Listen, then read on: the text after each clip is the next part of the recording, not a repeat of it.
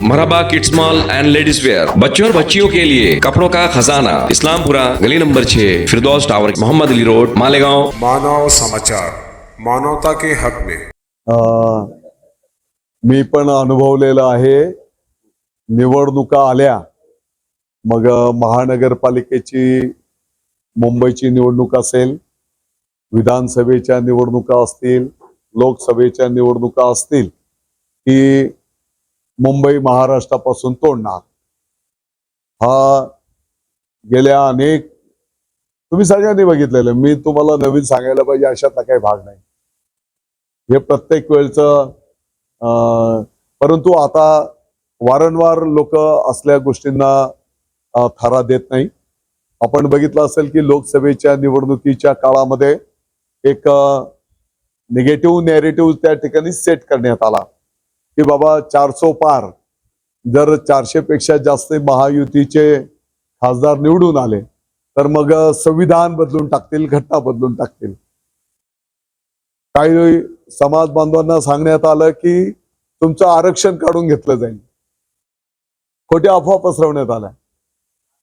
वास्तविक अनेक महायुतीच्या नेत्यांनी सांगितलं की बाबा भारतरत्न महामानव डॉक्टर बाबासाहेब आंबेडकरांनी जी घटना आपल्या देशाला दिलेली आहे, ती घटना जोपर्यंत सूर्यचंद्र आहे तोपर्यंत ती घटना कोण बदलू शकत नाही. दुर्दैवाने आम्ही हे लोकांच्या पर्यंत नेण्यामध्ये कमी पडलो. ही वस्तुस्थिती आहे. काही समाजाला तर असं सांगण्यात आलं की तुम्हाला भारतात राहणं मुश्किल होईल, आणि हे गठ्ठा मतदान विरोधी पक्ष मिळवण्यामध्ये यशस्वी झाला. ही वस्तुस्थिती आहे. परंतु आता त्या सर्व नागरिकांना, मतदार राजाला कळून चुकलं की बाबा आपण या अफवांना बळी पडलेलो आहोत. ज्या पद्धतीने आता सरकारने चांगले निर्णय केले, आता माननीय मुख्यमंत्री महोदय एकनाथजी शिंदे साहेबांच्या संकल्पनेतला माननीय मुख्यमंत्री माझी लाडकी बहीण योजना आहे का नाही, त्याला एका कुटुंबातल्या 2 भगिनींना दर महिन्याला 1500 रुपये, वर्षाला 18,000 रुपये त्यांच्या खात्यावर वर्ग केले जाणार आहेत. आता विरोधक यापूर्वी महायुतीच्या सरकारला घटनाबाह्य सरकार बोलायचे, बेकायदेशीर सरकार बोलायचे. आता काय बोलता? 1500 रुपये नाही, 10,000 रुपये दिले पाहिजे. ऐकलं ना तुम्ही? तुम्हीच सांगितलं की 10,000 रुपये द्यायला पाहिजे. अरे मग घटनाबाह्य जर सरकार आहे तर त्याच्याकडे तुम्ही मागणी कसं काय करता?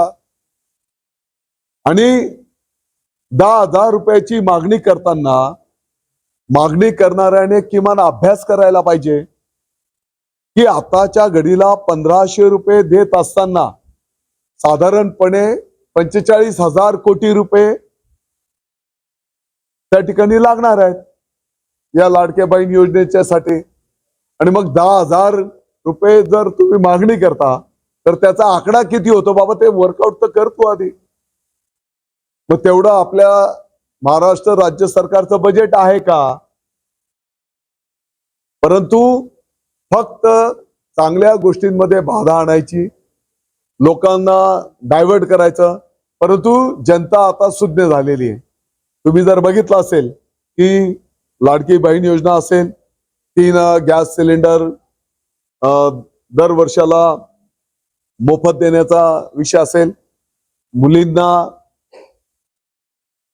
वरिष्ठ उच्च शिक्षण हे त्याला फी लागणार नाही, आणि ज्या योजना आता घोषित केलेल्या आहेत, शेतकरी बांधवांना 7.5 हॉर्स पॉवर पर्यंत त्याला विजेचं बिल लागणार नाही.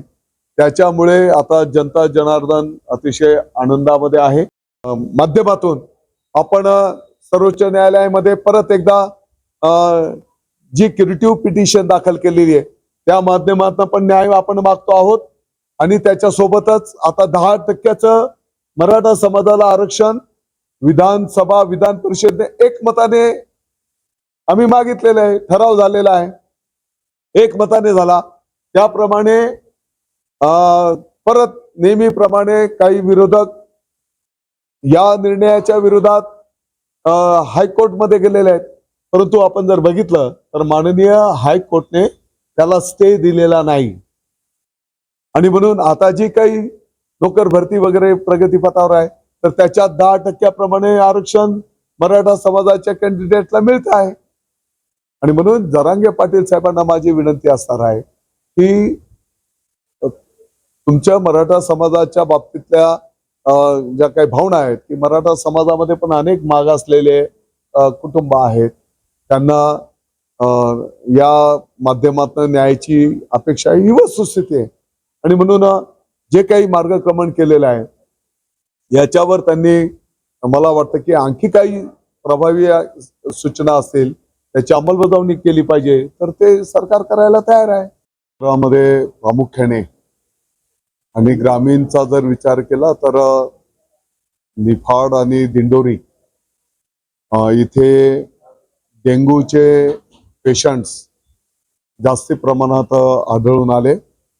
आणि म्हणून त्या संदर्भामध्ये आज आढावा बैठक सर्व विभागांच्या प्रमुखांच्या उपस्थितीमध्ये संपन्न झाली.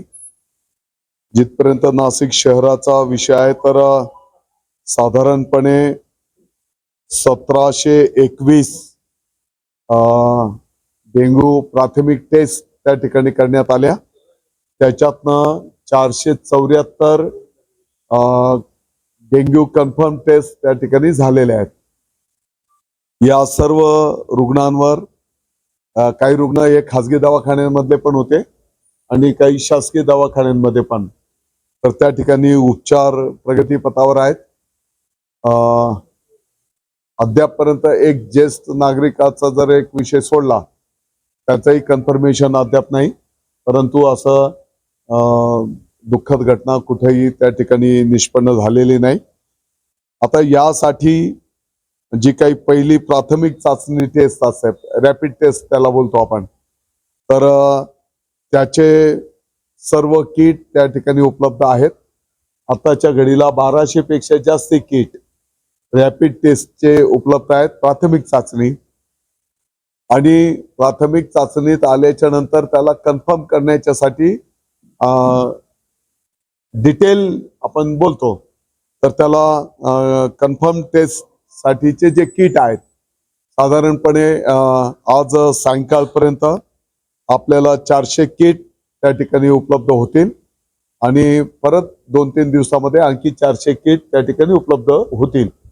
ही वस्तुस्थिती आहे की या मध्यंतरीच्या 2 दिवसांमध्ये हे किट उपलब्ध नव्हते, ही वस्तुस्थिती आहे. परंतु कन्फर्म टेस्ट होण्याची वाट न पाहता पहिल्या टेस्टमध्ये जे काही रुग्ण आढळून येतात तर त्याच्यावर ते उपचार त्या ठिकाणी सुरू केले जातात आणि त्या पद्धतीने ते उपचार या ठिकाणी करण्यात आलेले आहेत. आणि म्हणून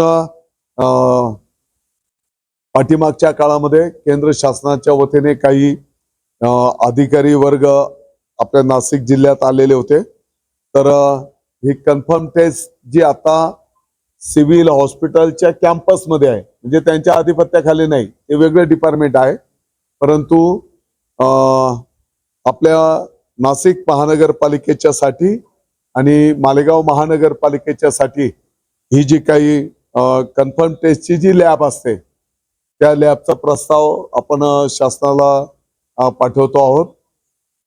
आणि त्याला जर मान्यता लवकरात लवकर आणून कायमस्वरूपी ती व्यवस्थापन आपल्याला या ठिकाणी होणार आहे. मला वाटतं की आपल्याला सगळ्यांना माहिती आहे की डेंग्यू हा डास मच्छर या माध्यमातून जे काही हा आजार होतो, तर नाशिक महानगरपालिकेच्या माध्यमातून जिथे जिथे पाणी साठे असतील ते पाणी साठे राहणार नाहीत, पाणी साचणार नाही, डास मच्छर तयार होणार नाही, याचं काळजी घेण्याचं ड्राईव्ह ऑलरेडी सुरू करण्यात आलेला आहे. तो आणखी प्रभावीपणे राबवण्याचं सूचना त्या ठिकाणी करण्यात आलेली आहे.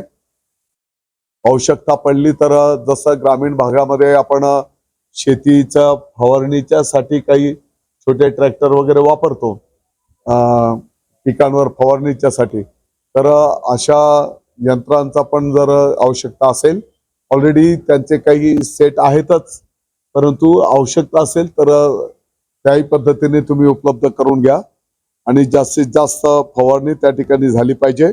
यासाठी टीम वाढवण्याची आवश्यकता असेल तर ती टीम पण वाढवण्याची सूचना त्या ठिकाणी करण्यात आलेली आहे. माननीय आमदार प्रतापजी सरनाईक यांनी सभागृहात मुद्दा उपस्थित केला की अनेक चांगल्या योजना सरकारच्या वतीने राबवल्या जात आहेत. अनेक वृद्ध असे आहेत की ज्यांना बाबा त्यांची इच्छा आहे दर्शनाला जाण्याची, परंतु आर्थिक परिस्थितीमुळे ते देवदर्शनाला जाऊ शकत नाही. तर अशा ज्येष्ठ नागरिकांच्यासाठी, वृद्धांच्यासाठी पण काही योजना केली पाहिजे. आणि मला वाटतं की योगायोगाने माननीय मुख्यमंत्री महोदय सभागृहात होते आणि त्यांनी तत्वतः सभागृहातच त्या योजनेला मान्यता दिली. आता वाईट योजना आहे का? जे वृद्ध असतील तर त्यांना, आणि त्याने त्याचा शासन निर्णय पण झाला, कोणत्या तीर्थस्थळांना भेटी देणार त्याच्यातले तुम्ही यादी वाचा, त्याच्यातलं एखादं धार्मिक स्थळ चुकीचं आहे का, आणि तिथे जर त्या वृद्धांना देवदर्शन मिळणार असेल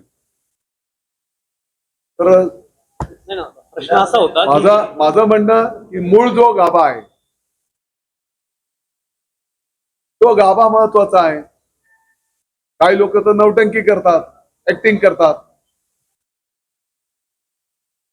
रील बनवतात.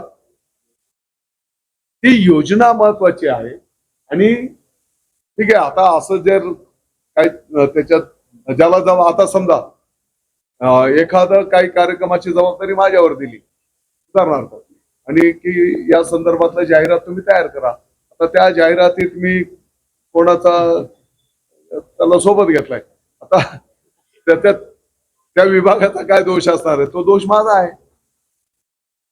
माझं म्हणणं की मूळ विषयाला या किरकोळ याच्यामुळे या पवित्र हेतूला गालबोट लागू नये.